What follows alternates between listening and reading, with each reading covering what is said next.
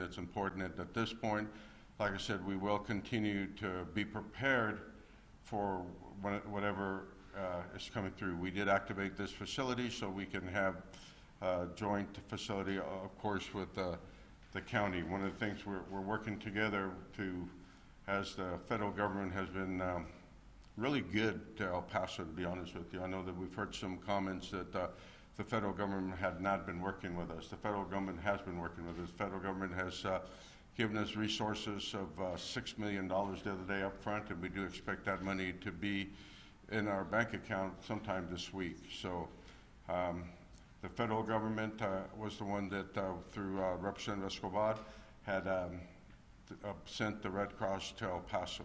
So everything that we need has been done through teamwork.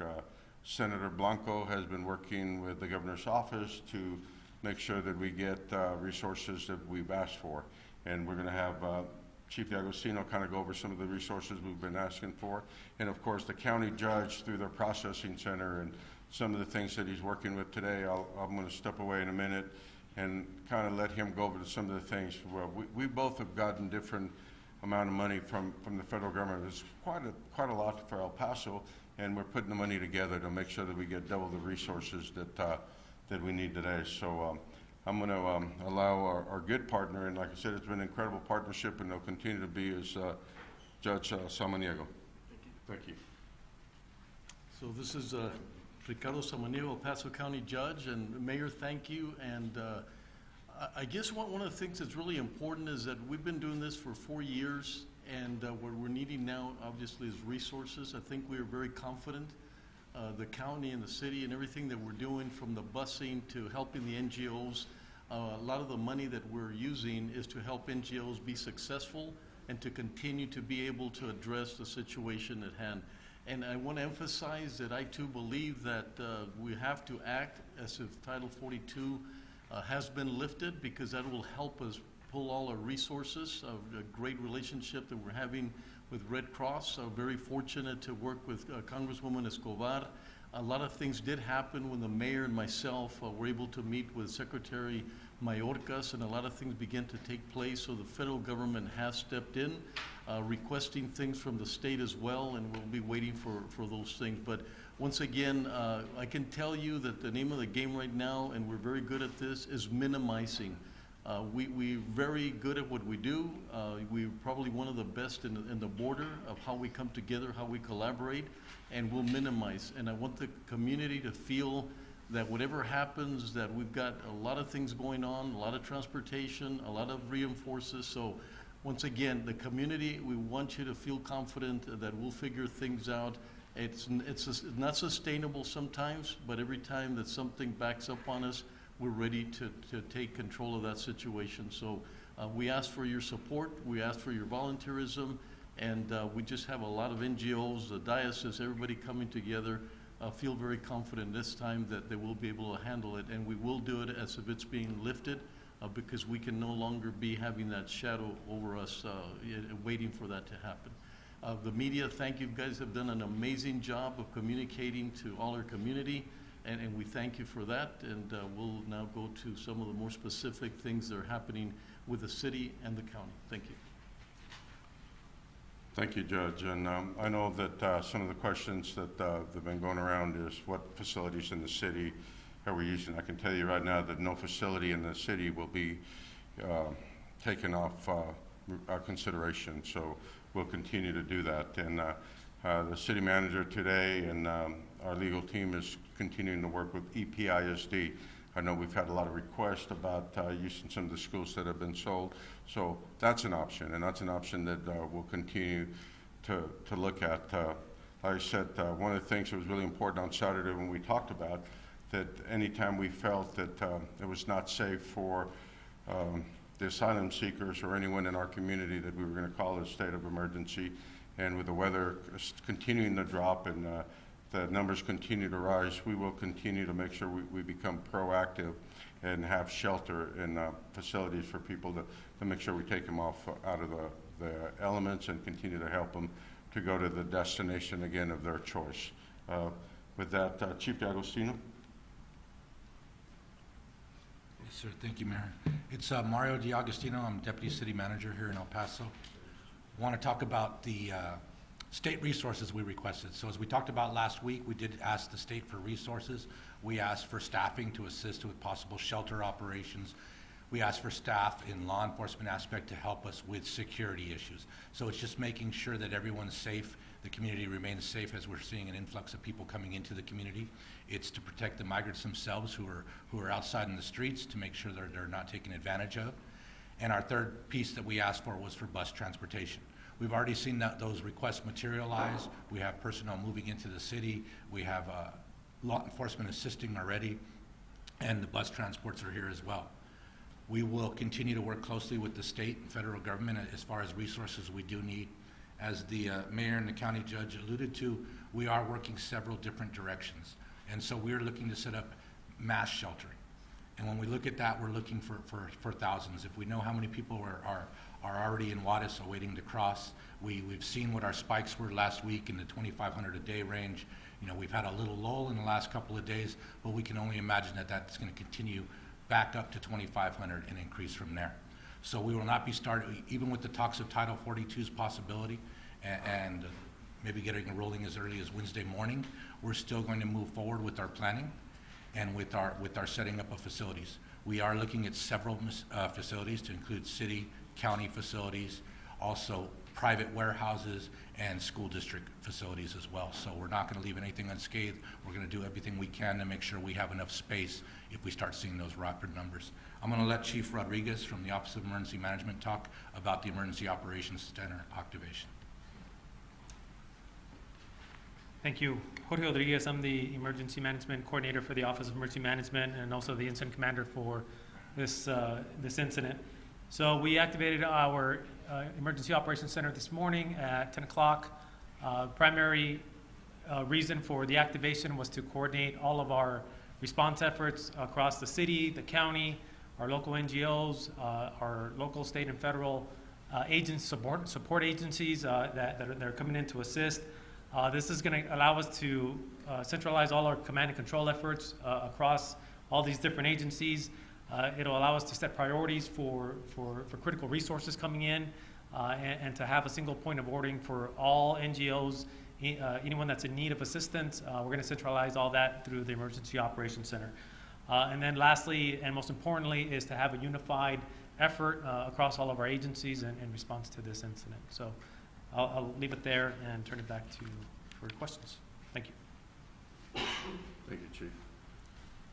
Now we're, if you'd like to come up, sir, and do it in Spanish for us, I appreciate that. Thank you. Muy buenas tardes, Enrique Dueñas, de la Oficina de Manejo de Emergencias del Paso. Como decía el subdirector de Agostino y el jefe Rodríguez, se solicitaron recursos al gobierno del Estado, principalmente staff para seguridad pública, para establecer operaciones de albergue y esto para poder ayudar a mantener segura la comunidad y a los migrantes mismos durante su paso por la región. También se pidió ayuda para el tema de traslados. Ya tenemos el personal de seguridad pública aquí en la ciudad, se está empezando a recibir este apoyo y los autobuses también ya están llegando a la ciudad del Paso. Y también, como le decía el alcalde y el juez, están buscando varios caminos para poder estar preparados independientemente de lo que suceda esta semana, para poder estar así preparados en cualquier cosa que suceda con el título 42. Y como se había mencionado antes, esto ya incluye operaciones para albergar a miles de personas en caso de que la situación llegue a requerirlo, y se está considerando varias instalaciones, los cuales incluyen instalaciones del condado, instalaciones de la ciudad del Paso, instalaciones del distrito escolar e incluso algunas de iniciativa privada. También ya el día de hoy se inició operaciones en el Centro de Operaciones de Emergencia, esto para poder unificar los esfuerzos entre los niveles de gobierno, que son condado, ciudad, estado y federación, y también poder tener un punto único de contacto con las organizaciones no gubernamentales y centralizar todos estos esfuerzos para poder coordinarnos de mejor manera. Gracias. Thank you again. Gracias. We're going to open up for some questioning. Mayor, can you speak to the arrival of hundreds of National Guard from the Texas Military Office? You know, Chief, one of the things we are asked, come on up, Chief, you can kind of talk about what. Very good. So as we talked about, we did request resources from the state. The state is preparing resources. They are relocating them to El Paso.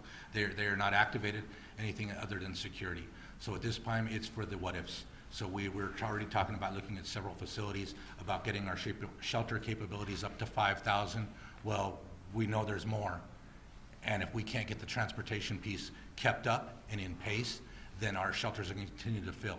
So they're just looking at resources and long-term planning if we had to open up additional sources. So it's telling you Hold 20,000. on one second. Was requested for them to be security or just wanted to? You know, it's part of our, when we talk about requests from the state, and like again, we were talking about, we will be prepared, and we're preparing like that Title 42 will no longer be in existence, and we want to make sure that our community and the asylum seekers are all, you know, safe, and so it's one of the things that we are asking for assistance, but again, they're not being activated at this point. Hold on, right here. Who is telling you, where are you getting the 20,000 people waiting on the other side? Now, we've been talking to some of the partners that in Mexico, and we've been talking also to the Border Patrol, and these are the numbers that have been fed back to us, that the shelters in Juarez are completely full today, and that they believe that there's about 20,000 people ready to come into El Paso. Okay, Cindy, I'm gonna go ahead and go with Cindy. Pardon me? The can has been kicked down the road yet again in Title 42. And for everybody who is, you know, happy about this Supreme Court interdiction, there are people who are arguing against it, saying it's actually making the problem worse. And folks who run cities on the border, like yourself, are left holding the bag. Well, one of the things that we will be prepared, and that's a thing, whether it goes either way. You know, we'll follow the law of the United States of America, and that's something that's really important, whether Title 42 is in place or not in place. One of the things that's really important that as a community, we follow the law of the United States. Cindy? Where will the state guards specifically be placed? Will they be placed at the shelters? Will they be along the border? The press release from the Texas Department of Emergency Management alluded that they would be part of a border fence. So I wonder if they would be. Well, like I said, right now, all we're doing is we're preparing, and none of them have been deployed at this point. And, you know, you want to make sure that wherever it may be needed, and at this point, they're not needed in any certain Will you spot. dictate that, or will the state dictate that? So what brought them to El Paso goes back to the three original requests I talked about. And so Texas Guard coming, we're all thinking of a military operation. We've got to remember, these are the same men and women who came and helped us out at the food bank, at the food shelters. They're the ones who helped us with our COVID testing, our COVID vaccination program. So it's this same group of, yes, it's those same group of people. And so those assets are being deployed here in case we need them for other areas. So as the situation grows, those will be the dynamics, but that's why people are coming into El Shelby? Paso. So you were talking about making more shelter space, but originally I know it was that the state wasn't providing shelter. So is that going to be handled by the state or by the city, or who would be paying, I guess, for opening up more shelters? You know, those shelters are going to be handled by the city and the county in a partnership. And city manager and Betsy Keller are working together right now. And the county judge has got an incredible team that's been working, you know, together to make sure that we have proper shelter, proper processing centers, again, with the OEM and Chief D'Agostino. So we're working together. So that's something that's a joint effort that we're doing today. With the numbers, the migrants in El Paso, in the county, in the city, we've seen them at the airport, on the streets, some are in shelters. Do you guys have an idea of how many have been released inside the United States since this search began? Are we talking thousands, or how many are there? And then the second question, we were in Juarez this morning. We went to the bus station, we went to the airport, we went to the border area. We didn't find large numbers. In fact, we found that the numbers are much smaller now. Local police told us that they've seen the crowds diminish. I spoke with some of the migrants there. They actually told us they don't plan to cross because a lot of them are Venezuelan. Anyhow, my question to you is, the 20,000, is that coming from state authorities, from local Juarez authorities, or from other organizations? Just to get an understanding of where you're getting the 20,000, and then the other number of how many migrants are currently or have been released in the United States. Because I saw the same thing, right? You know, the number that's been released in the United States, I couldn't give you that number. Again, you'd have to go to the federal partners for that. But the number that we've been getting... In your area, in this county, like how many migrants are right now sleeping in some place in El Paso between the airport, the streets, downtown, and everything? You know, one of the things that's really important to know that they're not coming here to stay and shelter at any time for a long length. Usually it's 24 to 48 hours. So that number changes every day. So, and that's why it's very important that we help them get off the streets and put them in shelters, which we did this weekend and will continue to do. At the airport, you know, they come in, they all have a ticket, they all buy a ticket, and a lot of them are prepared to leave at the early flights by probably, I would say, 8:30 in the morning. Most of them have got a flight to the destination of their choice, and again, most of them have bought their own tickets. So that number is hard to really put a number on it because they're not here to stay for any length of time, not for permanent sheltering. They're going on to their destination to be with their family, friends, and that's how we continue to help them. Now, the number you're talking about that we've been talking to came from our partners here at Border Patrol and the partners that they talk to in Mexico, and that's a number that we'll continue to use based on the information that we continue to gather. Do you know who they talked to in Mexico? I couldn't tell you who that was, but I can tell you that that number is the number that we'll continue to use and prepare for. Cindy? Can you expand a little bit more, sir, on the busing and when that started and what the coordination is to get the migrants to where they're going? Is there still communication with the receiving cities? And I'm sorry, I didn't hear that. Can you repeat that? Go ahead. You know, one of the things that we realized, obviously, is that we don't have the type of hubs like San Antonio, Dallas, and all these areas. So one of the things that we're doing, we have a prototype. Every day, we have a bus from Houston, paid from Catholic Charities, that takes them to Houston, and we're trying to replicate that. Today, I got calls from, from the county judge Jenkins in Dallas, and then from Hidalgo in Houston, and they're very interested in helping us to get the personnel to get them to the airport. So the name of the game obviously is, as quick as we can, get them processed, get them into the other airports, and always give the example that a ticket here at about $800 would be about $120 in Houston. So we know that's an important strategy. We're really looking at that to get them to the airports as quick as we can. So we're very confident that other cities are coming to us instead of us just imposing on them. Is that already happening, or are we still also chartering people to New York or other places with the state charters? One of the commitments we make is that we're going to work from NGO to NGO, and this is really important. We have Office of New Americans, and we have a tremendous relationship with all the different NGOs around the country. And so we're connecting with them. Every time that they get a bus that's not coordinated, they back off, and then it's really difficult. So we know that we have to do that. So one of the things we're asking, or the county's asking as a city, is chartered buses, but directly to the airport, so that we can avoid our airport as being a place where everything has to take place there. We're trying to get everybody to the different airports. So thank you. Thank you, sir. So to clarify a little bit more on the busing operations, so the judge is correct as far as not wanting to alleviate from the airport. The fact of the matter is there's not enough flights out of our airport. So transportation will be a piece of this operation, and it'll come in many forms. So he talked about the ones that Catholic Charities are sending down, picking up people, taking them to Houston.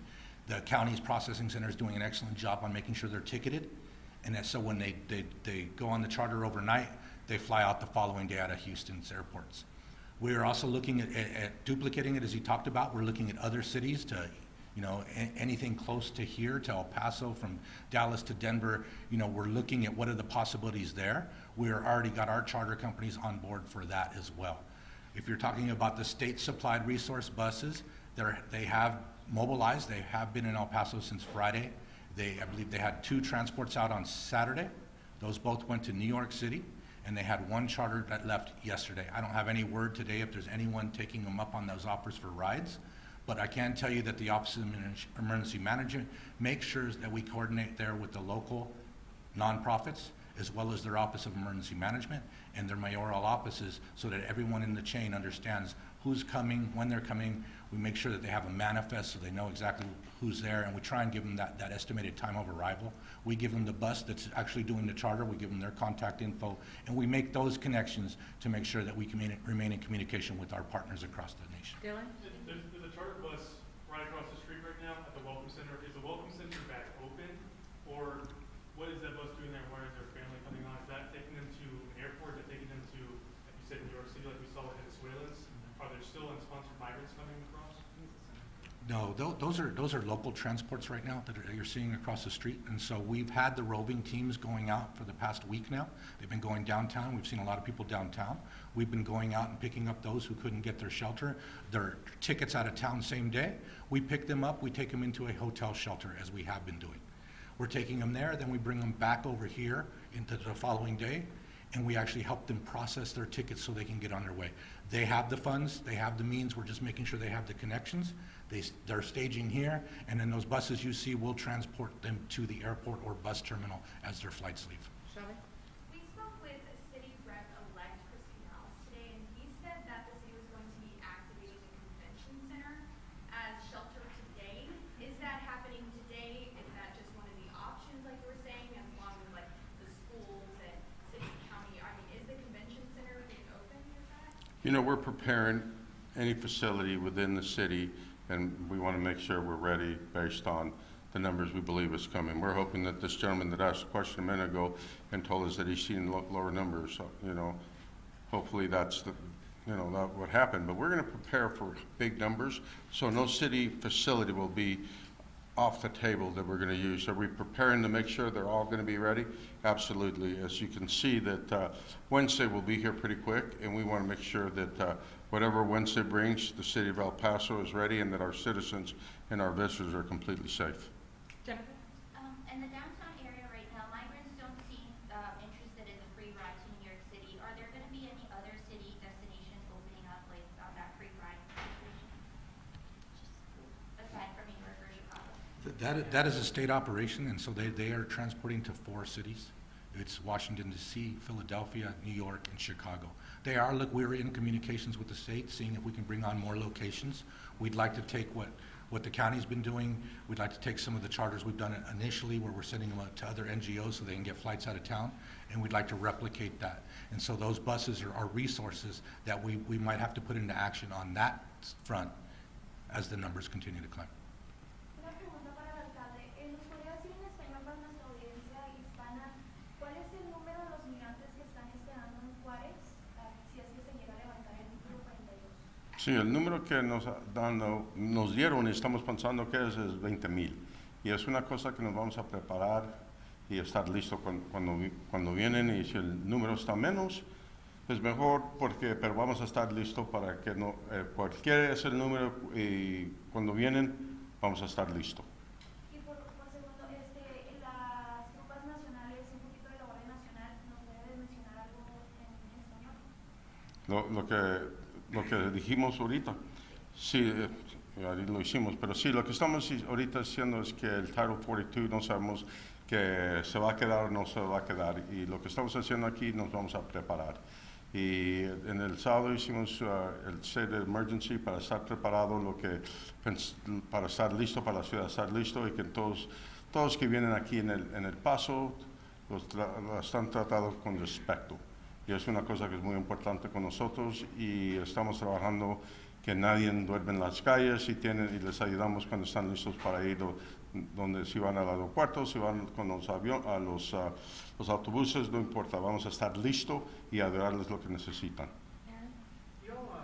Are you all experiencing any difficulty with transportation logistics because of the holidays? Do you anticipate that getting tougher as Christmas and New Year come up? And that's one of the things we're looking at. As you know, that the closer you get to the holidays, you'll see that airlines, buses, and all become full, and the tickets not only are not as plentiful, but they become very expensive. And all these people have their money, and they're paying for their tickets. So, as the county judge talked about, that they're talking to other NGOs, other airports, and they're transporting where they can go out of larger hubs that maybe it'd be cheaper for them to be able to get that type of transportation, because we all know that during the holidays, the flights are full and the airports are full. Do you have an idea of the estimated cost to provide transportation, food, clothing, shelter to the migrants on a daily basis? So how much is it costing El Paso to offer the help to these asylum seekers? Now, one of the things that's really important, you say El Paso. El Paso is being funded by the federal government, and it's not costing the El Paso taxpayers any money. We do have federal funding. We did get $6 million upfront money to be able to help the federal government. This is not an El Paso it's really more of a federal issue, and it's all of the United States, and we're all working together. We're doing the job to help the federal government, but it's not an El Paso expense. One of the things that we will do is to make sure we use the money. I know the county's gotten money from the federal government, and we'll continue to make sure that, you talk about what's it costing. Well, if we have 100 people here or 5,000 people here, the cost will be different. If we arrange transportation for one bus or one flight or 20 or 30, that will be different. And of course, food comes the same way depending on the people. But that's what we're preparing for, and make sure that we have plenty for everybody. I guess the question should have been, how much money is necessary to provide what's needed for the asylum seekers in this area on a daily basis, or from what you've seen these last 7 days? How much is needed? Tens of thousands of dollars per day? Well, it's thousands and thousands of dollars needed, and I said it, and I'll say it again.